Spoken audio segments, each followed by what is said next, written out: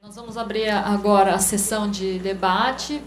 Como nós estamos aqui com um grupo bem seleto, eu vou dispensar aqui as perguntas por escrito, passar o microfone diretamente para o público fazer as perguntas.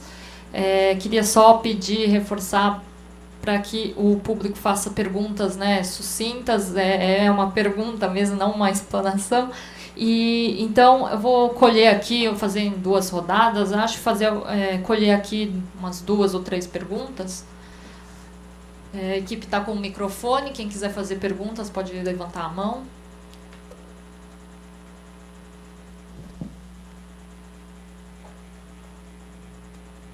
A minha pergunta é para o Joaquim. Meu nome é Rovena, sou da Emplaza. Primeiro, sobre o valor da obra, da principal obra de vocês, que você falou, 270 e poucos milhões. 290. É do governo 290 federal. milhões de reais, de dólares. Reais. Reais? É. Bom, essa é... Porque vocês estão fazendo um canal. Isso é Um canal que, na realidade, deve ser a parte mais cara. Quer dizer, não sei esses valores, como é que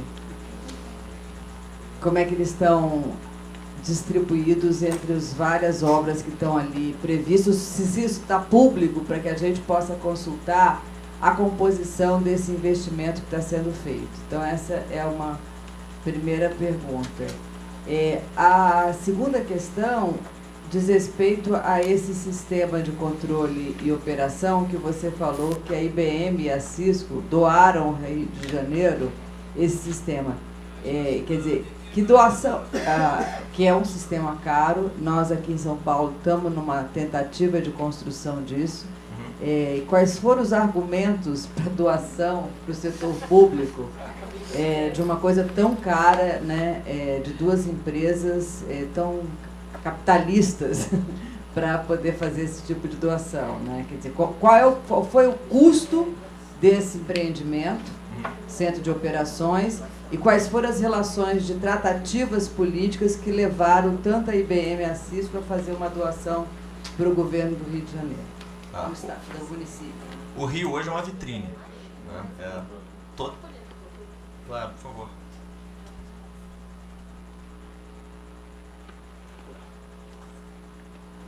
Oi, eu sou o Rodrigo, sou aqui da Fundação Fernando Henrique também. Joaquim, minha pergunta para você. Você falou, vai também um pouco em relação ao centro de operações. O custo foi 0 para fazer. Eu queria saber qual que é o custo para manter. Porque às vezes, do ponto de vista da gestão pública, pode ser um desafio tão grande quanto fazer. E eu queria saber também um pouquinho mais dessa experiência, você de receber as demandas diretamente da população. A ideia parece interessante, eu só fiquei um pouco curioso em relação aos números. Você mencionou alguma coisa como 12 mil demandas, né? Vocês estão... Só de ralo. Tá. Só para saber como é que a ideia é publicizar, tornar isso ainda mais... Tem capacidade para receber um número maior de demandas? Perfeito. Tem mais alguma pergunta?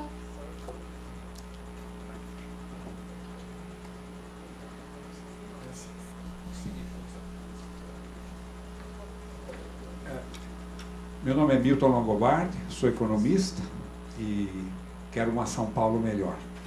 A pergunta vai mais para o Fred e para o Ricardo. Atualmente, a cidade de São Paulo, vocês colocaram aí, da deficiência ou da falta de água, que é um problema que hoje já é ruim e pode se agravar no futuro.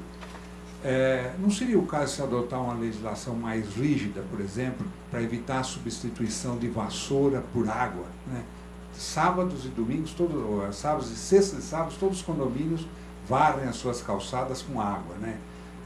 E é um desperdício, água fluoretada, tal, tudo. A outra coisa também é nessas avenidas, as metrópoles mais modernas já estão usando, no lugar dos canteiros verdes, estão usando pedras e cactos, que evita a manicure, a custosa manicure dessas áreas, e evita também regar essas áreas. Tá? Não seria o caso de adotar uma legislação nesse sentido mais rígida contra o desperdício de água? Eu vou voltar para a mesa, vou começar com o Joaquim, depois a gente passa para o Frederico e para o Ricardo.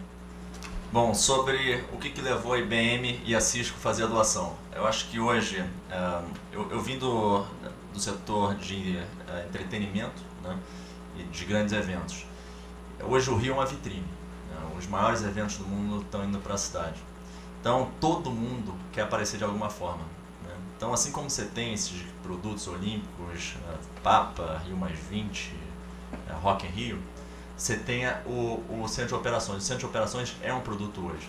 Não todo mês, mas toda semana eu recebo 2 grandes faculdades, Stanford, Harvard, eles tiveram, qual o nome do grupo? Rede de Transformação Pública. A Rede de Transformação Pública, que é um grupo aqui de São Paulo de jovens empresários que ajuda nas transformações das políticas públicas, estreitando os laços com a iniciativa privada. Acho que todo mundo hoje quer estar de alguma forma no Rio. Então, o que a IBM pensou, e eu não vou falar pela IBM, mas pelo que eu vejo, pelo que eu leio.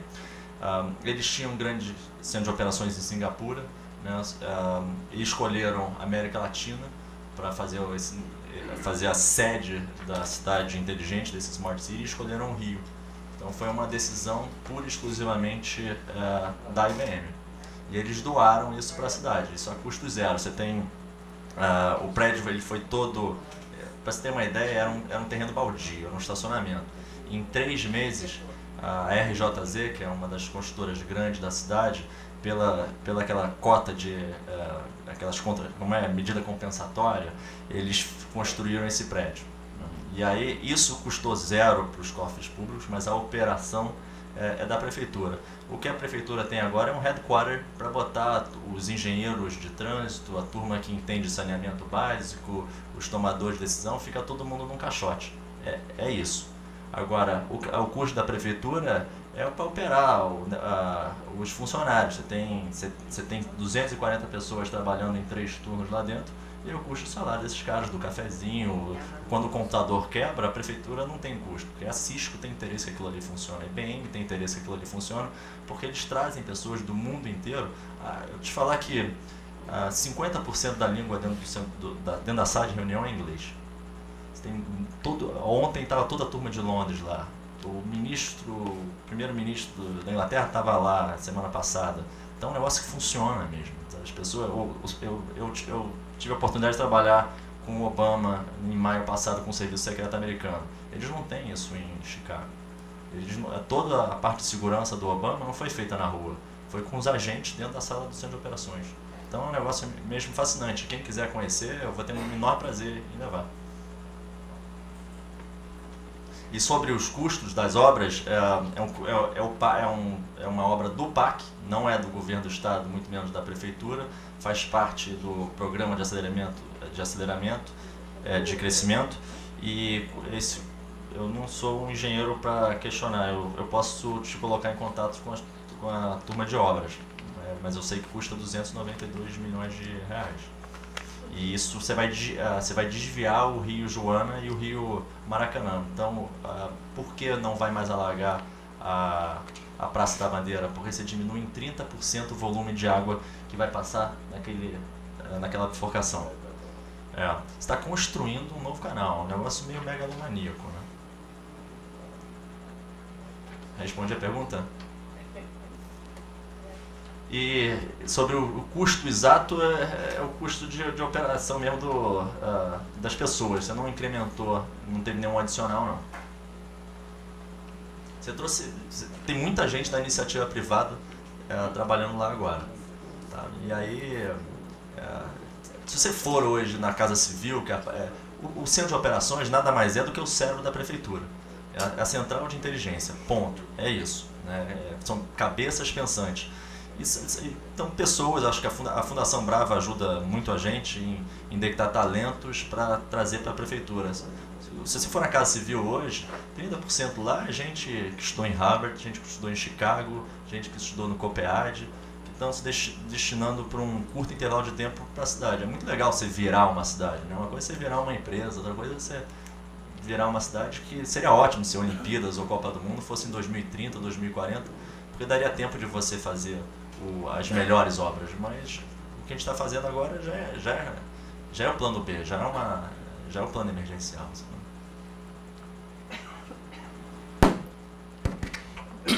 Bom, eu não sou eu não sou um especialista nessa coisa das águas, eu cheguei colateralmente. E esse tema da chamada falta de água em São Paulo é uma coisa que, vez por outra, ele vem para São Paulo, colocado. O consumo de água em São Paulo é de 70 metros cúbicos, acho que é essa ordem de grandeza, 70, 75 metros cúbicos. O segundo é o consumo que tem aqui. O Tietê, depois do projeto Calhas, ele teve uma capacidade de vazão de 1.000 metros cúbicos e que é frequentemente, quer dizer, frequentemente não, ele é ultrapassado várias vezes. Então eu diria, olhando nesse conjunto, que não falta água na região metropolitana, não falta água. Quando durante os 3 meses, 4 meses que tem de chuva, às vezes está estendendo um pouco mais, o que tem que acontecer é que abre, e esse controle centralizado, na verdade quem faz em São Paulo é o DAE, tá certo? Isso é uma coisa que historicamente é feito, o DAE é o decano dos órgãos das águas, né, que tem.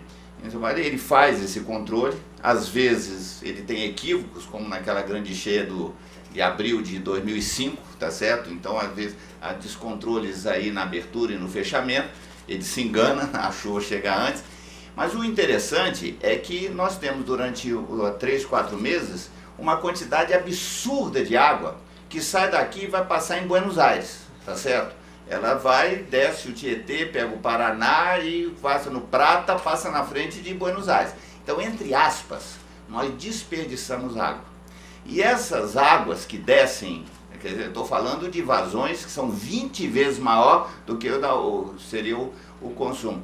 Elas são responsáveis por levar essa carga difusa de que o Ricardo falou. Então, um dos problemas que nós tivemos para dragar em Barra Bonita é que foi encontrado metal pesado. Certamente não foi gerado lá em Barra Bonita. Isso foi essas cheias que desceram aqui, abriu, e Jaú, essa região, fica inundada. Por pouco a cidade não inunda da água que desce aqui de São Paulo. Então, eu diria, nós temos, entre aspas, pouca água em média, mas há momentos em que nós temos muita água. O que não há é uma reservação suficiente. Então, o projeto do Hidroanel, isso foi bem desenvolvido no estudo que foi feito, aquele canal, ele pode ser pensado como uma área de reservação também, tá certo? Por isso é que eu digo que é de uso múltiplo. Então, se nós conseguirmos, entre aspas, poupar um pouco dessas águas do verão, vamos dizer, talvez tivesse uma distribuição maior. Uma outra coisa interessante é o seguinte, ainda que se considere que tem em média pouca água, é bom lembrar que essa água está a 700 metros. Portanto, os engenheiros e afins aqui sabem que nós temos uma enorme energia potencial. Essa água não está no nível do mar. Essa água, uma parte dela, é usada para geração de energia. Certo? São Paulo tem um problema sério de energia, mas energia você pode trazer de mais distância do que você traz água. Tá certo? Então nós estamos, talvez, querendo, eu uso essa expressão, o Ricardo acha que é um exagero, nós estamos querendo inventar o moto contínuo. Nós estamos querendo pegar água aqui da Bines, descer a serra para gerar energia. E ao mesmo tempo nós estamos querendo bombear do Vale do Ribeira, morro acima, tá certo? Então a gente desce com a água para gerar energia e gasta energia para bombear para cima. Eu acho que esse tipo de conexão nos projetos é que é a grande falta que a gente tem. E isso decorre do fato de que nós não temos o Chief Executive Officer das águas. Uma das dificuldades que nós temos, e nesse trabalho que nós temos feito com a Estela, no sentido de promover esses empreendimentos, nós temos constatado o seguinte, quem é o céu desse projeto? Não existe. Não existe no governo do Estado, não existe na prefeitura ou nas prefeituras. Ou seja, a Sabesp olha a água com determinado olhar, a EMAI olha com determinado olhar, o DAE com determinado olhar, o DH com olhar, as cidades com outro olhar. Ou seja, essa visão conjunta essa governança de que bem falou o Ricardo, ela hoje não tem instrumentos no estado de São Paulo, nas prefeituras, na região metropolitana. Então, essa é a dificuldade que nós temos. E não é uma integração operacional, como bem descreveu o Joaquim. Essa, de uma certa forma, ela existe. Essa integração operacional existe. O que nós não temos é essa integração no planejamento. A gente vai conversar com a Sabesp, boa ideia, o canal. Aliás, eles até já fizeram um projeto de um duto que liga Pé-Açupé-Babines. Boa ideia. Bom, mas nós temos... Se fizer, eu topo, mas nós temos ações na Bolsa de Nova York e nós precisamos olhar como é que é o investimento. Então, cada investimento de PSI, ele tem dificuldade de se viabilizar. Ele só se viabiliza quando nós olhamos os benefícios conjuntos que eles têm. E isso nós temos tido enorme dificuldade de ter interlocutor em São Paulo. Esse eu acho que é o grande desafio. Todo mundo bate palma, mas na hora do vamos ver, não há um instrumento hábil. Eu diria, para planejar, para implantar esse empreendimento, para montar o funding, para montar essa interlocução PPPista, ou seja, nós não temos em São Paulo esse instrumento. Eu diria que esse é o nosso grande desafio. Agora, feito isso, eu diria, nós teríamos condição de ter um pouco mais de água em termos contínuos aqui na região metropolitana. Obrigado.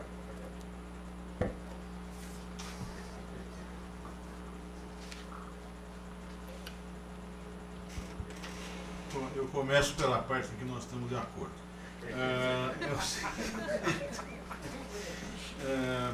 De fato, existe um excesso de água durante a estação de cheia e uma estiagem, uma escassez muito grande durante a época de estiagem.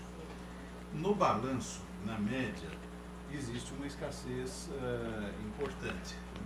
Não é uma escassez do ponto de vista da disponibilidade hídrica absoluta, mas quando se considera a população, a disponibilidade relativa, quando se considera o número de pessoas aqui utilizando água. A nossa dotação bruta de água é 200 metros cúbicos por pessoa ano, em média, da ordem de, aqui na região metropolitana de São Paulo. Isso não se confunde com os 70 metros cúbicos por segundo de abastecimento, não é vazão de abastecimento, isso aí é dotação bruta para todo o complexo. Bom, esses 200 metros cúbicos por pessoa ano, eles estão muito abaixo daquilo que é internacionalmente aceito como o nível mínimo abaixo do qual se determina o estresse, que são 1.500 metros cúbicos por pessoa ano. Tá? E muito abaixo, muito mais abaixo ainda da situação de conforto, que seria em torno de 3.000 metros cúbicos por pessoa ano. Então, nós temos uma situação na região metropolitana de São Paulo, não só na metropolitana de São Paulo, mas eu diria uma parte um pouco mais extensa do complexo macro-metropolitano, no qual existe uma situação de escassez extremamente acentuada, na média, em que pese o que o Fred se referiu, no sentido de que nós temos, de fato, um excedente de água durante a época de cheia, um excedente superficial, aparente, não significa que na média tenha subido tanto. E esse excedente, ele precisa ser armazenado de alguma forma, nisso nós estamos de pleno acordo, porque soluções de controle de inundações que tenham como pressuposto exportar água da bacia, elas estão, por definição, equivocadas, porque se nós temos excesso de água durante a época de cheia, nós temos falta durante a época de estiagem. Então é um contrassenso se pensar em soluções que simplesmente afastem a água dessa bacia. Só que essa água não é de boa qualidade. Então, por isso, a insistência da gente fazer uma gestão articulada entre qualidade e quantidade. Quer dizer, hoje, a água de enxurrada de enchente, da primeira chuva de lavagem, ela não é uma água aproveitável para abastecimento público. Então, se nós não tivermos um sistema de controle de inundações associado ao controle de qualidade do controle de cheias, nós dificilmente vamos atingir esse objetivo. Na média, a demanda de água da região metropolitana de São Paulo, da bacia do Alto Tietê, é 4,6 vezes a disponibilidade, tá? Na média registrada no relatório de recursos hídricos. Então isso significa que nós temos que ter para cada metro cúbico de disponibilidade interna, nós precisamos ter outros 3,6 de alguma forma, ou revertidos de bacia externa ou reservados, para fazer face a essa necessidade. Então, esse conjunto de capacidade de reservação e de reversão tem que responder por esse restante.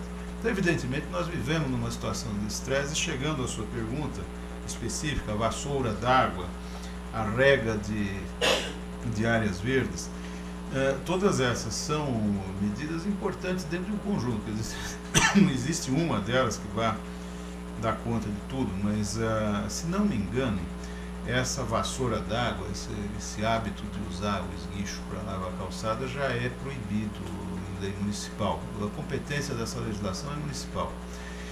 Agora, é muito difícil fiscalizar, né? Porque ainda há determinados atos que são proibidos por lei, mas que são extremamente difíceis de fiscalizar, porque eles são muito capilarizados, então você, para realmente controlar cada cidadão, é muito difícil.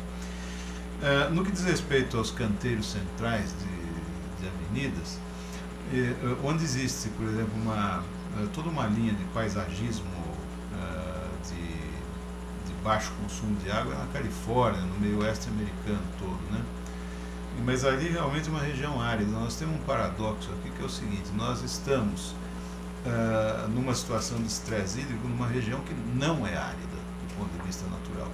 Então, muitas vezes talvez esse paisagismo nem seja muito adequado aqui, mas a resposta que nós temos dado é utilizar água de reuso para essa regra. Quer dizer, hoje já em São Paulo, em praticamente toda a região metropolitana, a rega de parques, canteiros, jardins públicos é feita com água de reuso, água tratada de estação de tratamento de esgoto. Então ela não chega a constituir um déficit na parte de dotação de água tratada. No que diz respeito ao equilíbrio hídrico da bacia, a água de rega ela recarrega o lençol, portanto ela continua aqui. Agora, só para terminar, Fred, essa questão do moto contínuo. É certo que nós temos um potencial enorme em Bordem, na Billings, no reservatório Billings, e que tem que girar em Bordem. Quer dizer, todos os dias nós temos uma situação menos pior de energia elétrica em São Paulo por conta da operação a plena carga, por alguns minutos que seja, da usina Henry Bordem. Se não houvesse isso, nós teríamos uma situação de interrupção de energia nos horários de pico, de manhã e à noite, absolutamente insuportável. Nós todos reconhecemos que o serviço não é bom. O sistema elétrico tem passado por crises terríveis e a continuidade do fornecimento tem sido absolutamente sofrível em São Paulo, né?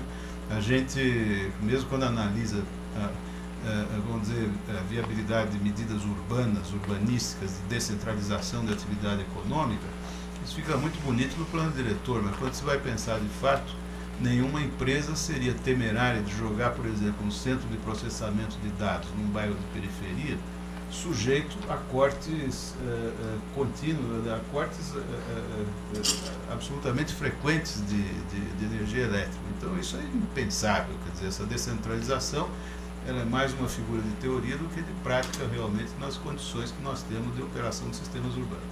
E a Henry Bordem cumpre um papel absolutamente fundamental na segurança energética do Estado. Em 2009, no dia 10 de novembro de 2009, vocês devem se lembrar, o país passou por um apagão gigantesco. E na Henry Bordem, ele começou por volta das 22 horas, mais ou menos, foi 10 horas da noite, quando apagou todo o sistema, todo o integrado sudeste, centro-oeste.